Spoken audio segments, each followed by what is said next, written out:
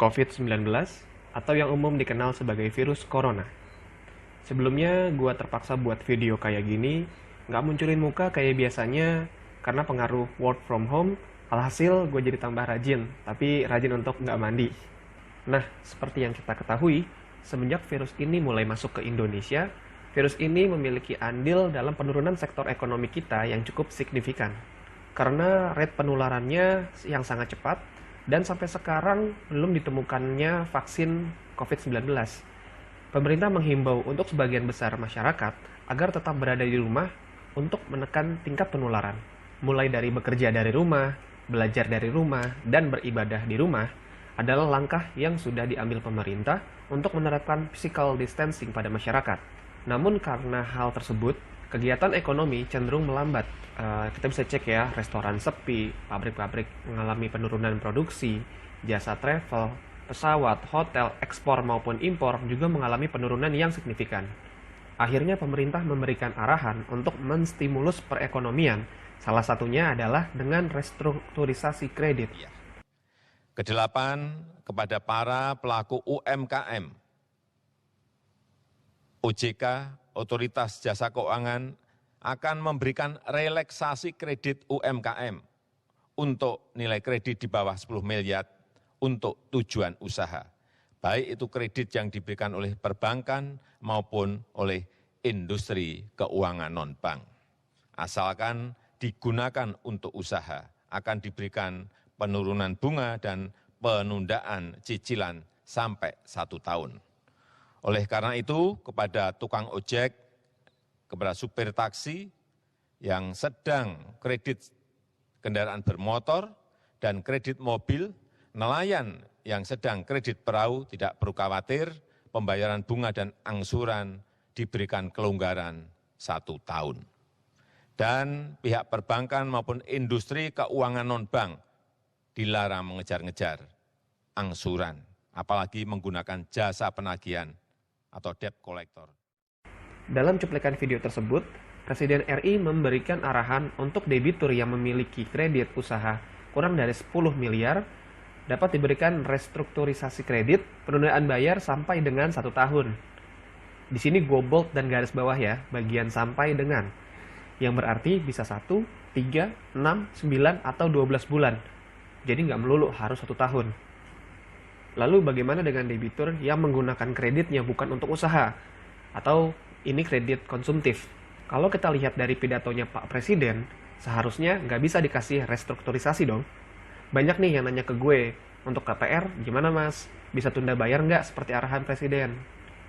Kalau gue pakai video pidatonya Pak Presiden sebagai dasar, ya pasti gue bilang nggak bisa.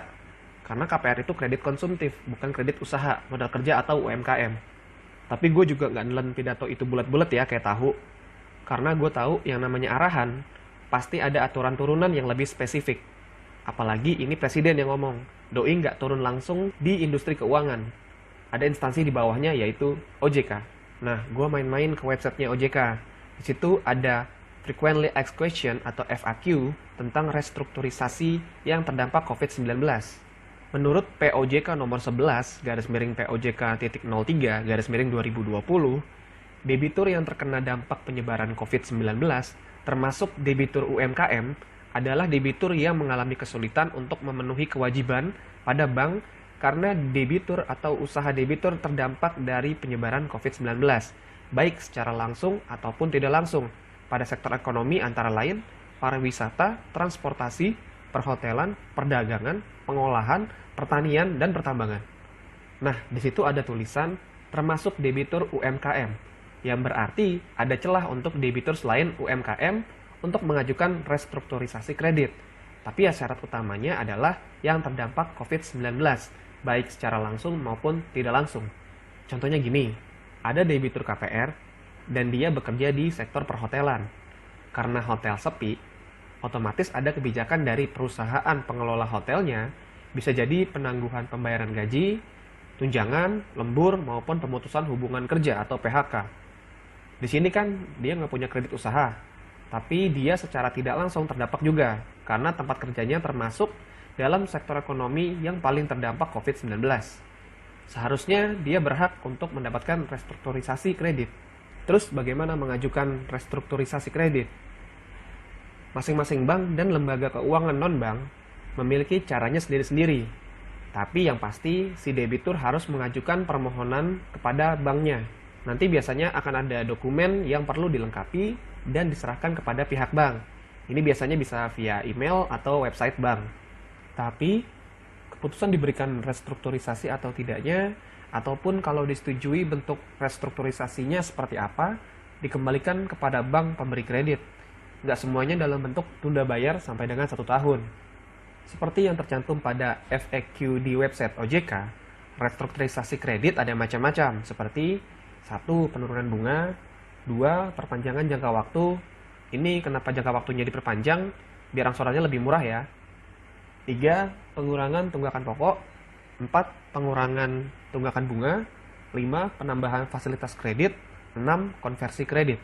Nah, akan dapat yang mana jenis restrukturisasinya tergantung pihak bank dalam melakukan asesmen si debitur yang terdampak. Karena kalau bicara dampak, pasti semua kena. Tapi parah enggaknya kan berbeda-beda setiap orang. Makanya pihak bank perlu untuk melakukan asesmen.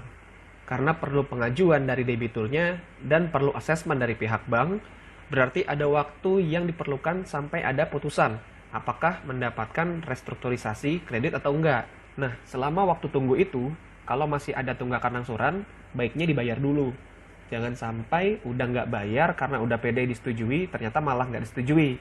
Terus malah nunggak. Kalau udah nunggak, terus ternyata kemudian hari beneran terdampak, udah nggak bisa ngajuin restrukturisasi lagi. Karena perbankan dilarang untuk memanfaatkan stimulus ini untuk debitur yang sebelumnya sudah bermasalah dengan cicilannya. Ini ada ya di FAQ-nya OJK. Nah, selanjutnya ini nih pertanyaan yang paling sering ditanyakan sama orang. Kenapa sih nggak semuanya aja dikasih relaksasi kredit? Kan semuanya terdampak gara-gara corona. Gue mau bilang, bener kok semuanya terdampak, tapi ya jangan egois. Kenapa gue bilang jangan egois? Ya balik lagi, kan semuanya terdampak, termasuk perbankan.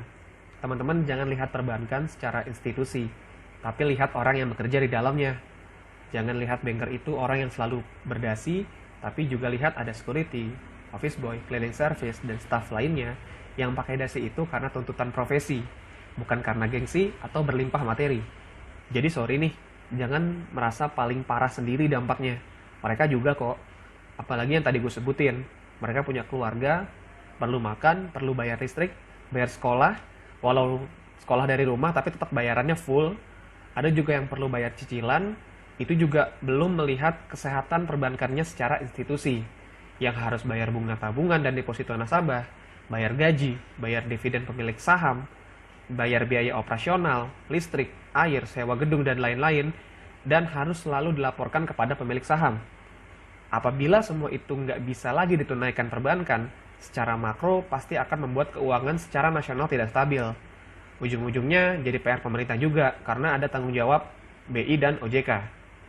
Kalau semua angsuran ditangguhkan, semua orang yang gue sebut sebelumnya bukan lagi turun kemampuan ekonominya, tapi malah hilang sekalian. Lagian, pegawai bank atau banker itu secara individu adalah pelaku perekonomian juga, sama kayak dokter, pengacara, konsultan, notaris, arsitek, guru, PNS, dan lain-lain yang mendapatkan penghasilan karena mereka menjual jasa. Coba kita analogikan. Katakan tingkat ekonomi itu dibilang membaik karena adanya peningkatan daya beli masyarakat. Misal, PNS dapat penghasilan dari jasa dan keahliannya di pemerintahan. Mereka menggunakan penghasilannya tersebut untuk memenuhi kebutuhan hidupnya. Dengan mereka membeli makanan, pakaian, bayar listrik, bayar air, dan lain-lain, mereka memutar roda perekonomian agar si penjual makanan, penjual pakaian, petugas PLN, petugas PDAM dapat penghasilan dan mereka pun dapat memenuhi kebutuhan hidupnya dan terjadilah perputaran uang dan pertumbuhan ekonomi yang baik. Dengan menangguhkan semua cicilan, semua karyawan lembaga jasa keuangan tidak lagi memiliki kemampuan untuk melakukan kegiatan ekonomi. Yang berarti akan lebih banyak lagi orang yang terdampak parah karena COVID-19 dalam hal ekonomi. Namanya juga ilmu sosial, dampaknya pasti saling berkaitan. Gue ambil contoh itu karena ada temen gue di daerah cerita kalau ada debiturnya dengan background PNS datang untuk meminta kreditnya diberikan restrukturisasi karena alasan dampak COVID-19. Nah, menurut kalian ini gimana? Tulis pendapat kalian di kolom komentar ya. Kalau kata teman gue sih, udah tahu lah ya jawabannya. Masuk pada kesimpulan, jangan jadikan pandemi ini sebagai kesempatan untuk tidak bertanggung jawab. Pemerintah mau bantu, perbankan juga sama. Mereka sama-sama mau bantu yang benar-benar dalam kondisi sangat membutuhkan. Tapi ya, jangan dimanfaatkan oleh orang-orang yang tidak bertanggung jawab, sehingga terjadi moral hazard. Mudah-mudahan abis gue ngomong gini, nggak ada yang bilang, "Bang, lo orang bank ya? Makanya bisa ngomong enak kayak gini." Sebelumnya, sorry to say nih, yang gue omongin ini semuanya ada di website OJK. Kalau nggak percaya, sekali-sekali main ke situ biar dapat informasi yang lebih lengkap dan valid. Jangan cuma mengandalkan cuplikan pidato dan tulisan di headline berita terus udah bisa ngambil kesimpulan kayak pro. Nah, segini mungkin pendapat gue tentang restrukturisasi kredit karena dampak COVID-19. Semoga bisa nambah informasi dan menjawab yang masih bingung tentang kebijakan ini. Doa gue buat ini, semoga kita semua diberikan kesehatan dan dijauhkan dari penyakit, khususnya dari COVID-19. Dan semoga yang terkena bisa cepat pulih dan bisa beraktivitas kembali seperti biasa. Dan semoga wabah ini cepat berakhir agar perekonomian Indonesia bisa cepat pulih kembali sehingga nggak ada lagi saudara-saudara kita yang jatuh di bawah garis kemiskinan. Sekian dan terima kasih.